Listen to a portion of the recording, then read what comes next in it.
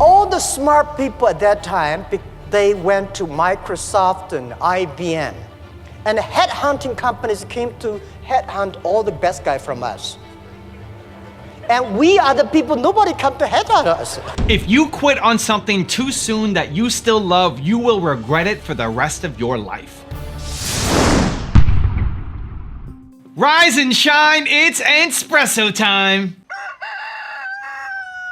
I wake up every morning. Espresso keep me going. I wake up every morning. Hey, it's Xeno Carr, and this channel was created to help you overcome the #1 challenge that is holding you back, a lack of belief in yourself. You watch these videos because you know there's something more inside you too. You have Michael Jordan level talent at something. So let's start your day off right together. Grab your coffee and sip on today's message from Jack Ma. Also, if you want to have more confidence, check out my 254 series. They're free. The links to join are in the description below.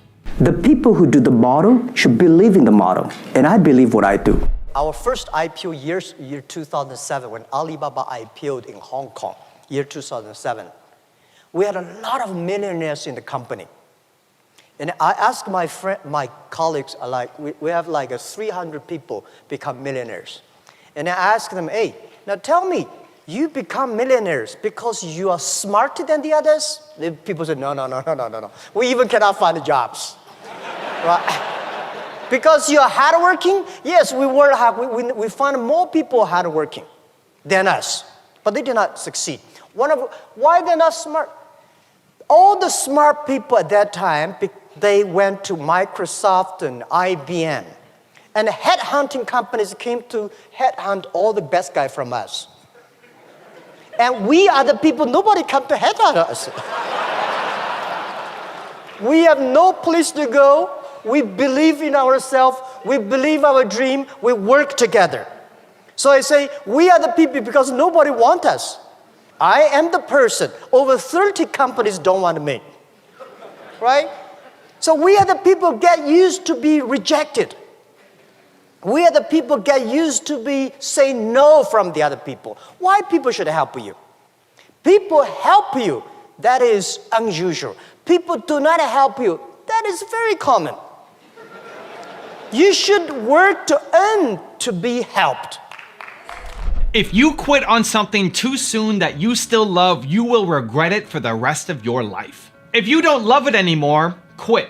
Move on. You will never win doing work that you hate. But if you love it, and you move on to something else, you will look back on this day and regret it for the rest of your life that you did not see it through. Most people spend their entire life living with regrets.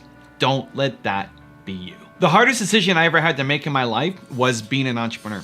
I struggled a lot with the decision, do I want to be an entrepreneur, and had this opportunity to make $300 a month and earn 30% of a company versus going to work at a job that I thought I wanted, a job that I'd been preparing myself for, that this is what I wanted to do. It was in my high school yearbook of this is where I was gonna be. And here it was, earning 6 figures, traveling around the world, doing the investment banking that I thought I wanted to do, versus making $300 a month and owning 30% of a company. And the thing that allowed me to push through and be an entrepreneur was me saying, I don't want to live with regret. That I would rather no one fail than not know. And I gave myself a year. I said, I'm going to give myself a year to do this. I could always go back and get another job. It may not be the same job. It probably wouldn't be the same job. It may not be as much pay. It may not be traveling as much as this job was offering me to travel. But this entrepreneurial thing, this opportunity that I had, I never knew if it would come back again. Like I thought maybe this will never happen to me again. And so I decided to go for it. And we struggled and it was hard, but I never ended up having to go back and get another job. And so if you're at an inflection point, if you're thinking about which path should I take, A or B, lean in with your heart. Stop using your head. Your head only understands the world that currently exists. Lean in with your heart and ask yourself, which decision will I regret more if I don't do? And then go take that action. I became an entrepreneur because I didn't want to regret not having at least tried. And a great moment in my life came a number of years later where one of the people I went to university with came back and said, Evan, I went down that path. I became the investment banker. and I hate my life. How do I become an entrepreneur?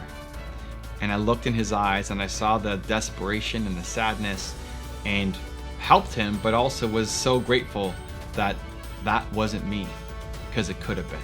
So how do you live a life not filled with regrets? I'm gonna give you a 3-step process that I think will help. Step number 1, ask yourself, do you still love it? If you are making something, if you're in the process of creating your business and it's not getting results, ask yourself, do you still love it? It's easy to keep going when you're making money and everything's working, right? When you're at the high, it's easy to keep going. But when it's not working out, for me, when I was making videos and it wasn't working out, it's hard to build a YouTube channel. In the early days, I kept going because I loved it. Ask yourself, this thing that you're doing every single day, this thing that you're worried about leaving and quitting and giving up on, do you still love the process of it? Not just getting some result, not just making $1 million, not just getting 1 million subscribers, whatever your outcome is, the process, the work. Do you actually love the work? If you do, then you have to keep going. Step number 2, ask yourself, how can you keep going? How can you keep going? How do you keep the momentum going? The biggest thing missing for most people is momentum. You're just not doing enough on a daily basis. You stop and start and stop and start and stop and start, and people give up and they quit too soon before you allow that momentum to grow and to carry you. So how can you keep that momentum going? How can you do something every single day to move your mission a little bit forward? Not taking giant steps, but just a little bit, tiny step forward every single day. Even if that means you have to go back and get a job. Even if that means that, listen, maybe you're out of money right now. Maybe you took a bet on entrepreneurship and you tried it for 6 to 9 months and now your bank account is dry because you spent it all. Great. Maybe you have to go back and get another job. 1, make sure that that job is something that you're going to learn from, not just make an income from. But then 2, make sure that when you're coming home, you're still spending 30, 45, 60, 90, 120 minutes every day. Don't let the momentum stop on your idea.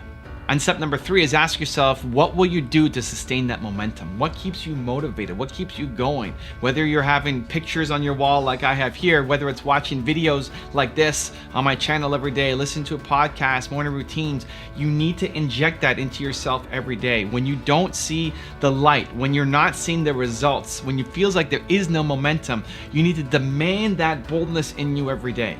So ask yourself, what is the thing that makes you feel alive, bold, confident, that makes you want to go out and create and build momentum even when you don't see any light around you? What is that thing that you need? And then bring that into your morning routine. Demand that from yourself on a daily basis. Instead of hoping that you wake up all motivated today to go out and do work, successful people demand excellence from themselves on a daily basis because they put something in their morning routine that reminds them of what their mission is and how important it is to move forward. Now I've got a really special bonus clip that I think you're gonna enjoy, but before that, question of the day, I wanna know, what do you do when you feel like quitting?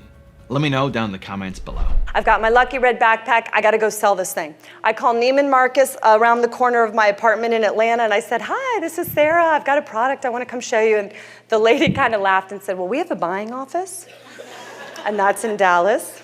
I said, oh, okay. So I hung up and I called the buyer. And from my cold calling days, I knew I'm not gonna leave a message. I'm gonna keep calling until this woman answers the phone. So the second she answered the phone, I took a very deep breath. I was so scared and I said, hi, this is Sarah Blakely and I've invented something that's gonna completely change the way all of your customers wear clothes, and I'll fly to see you if you'll give me 5 minutes. And she just kind of took a pause and she goes, well, where do you live? I said, Atlanta. She goes, all right, if you're willing to fly here, I'll give you 10 to 15 minutes. So I jumped on a plane and I went to the Neiman Marcus headquarters. Before I went, I was, my few friends, I had my lucky red backpack. They stopped me in my tracks. I had my closest friends, they go, Sarah, please, they were pleading with me. Please don't bring that red backpack to the Neiman Marcus headquarters. I mean, this was my old backpack from college. It was dirty and, They said, do anything. You can't bring that red backpack. I mean, if you need to, go buy a Prada bag. Return it the next day. I mean, whatever you need to do. But don't bring that red backpack. Well, I took a very deep breath. I said, you know what? This is my good luck charm. I got to bring it. So there off I went with the Ziploc bag in the backpack, the color copy of the packaging.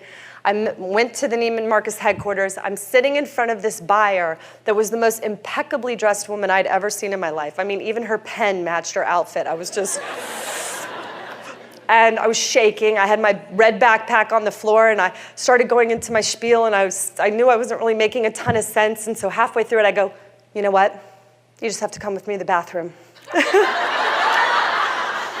She's like, excuse me? I go, I know, it's a little weird, but just please come with me to the bathroom. I'm gonna do my own before and after for you, and then you'll get it. So we walk down the hallway, in total silence. I'm like, I can't believe this. I go into the stall, I have on the white pants that caused me to invent it. I come out with the Spanx on. I turn around, I had just shown her what it looked like without the Spanx on, and she took a step back and she goes, I get it. And then she goes, it's brilliant. And then she said, I'm gonna give you a shot. I'm gonna put you in 7 stores. If you want to know how Jack Ma adapts to change, check out the video right there next to me. I think you'll enjoy it. Continue to believe, and I'll see you there. 我爸这个从小希望我专注一样东西，但是呢，我永远没专注过。我认为不专注就是一个最大的专注。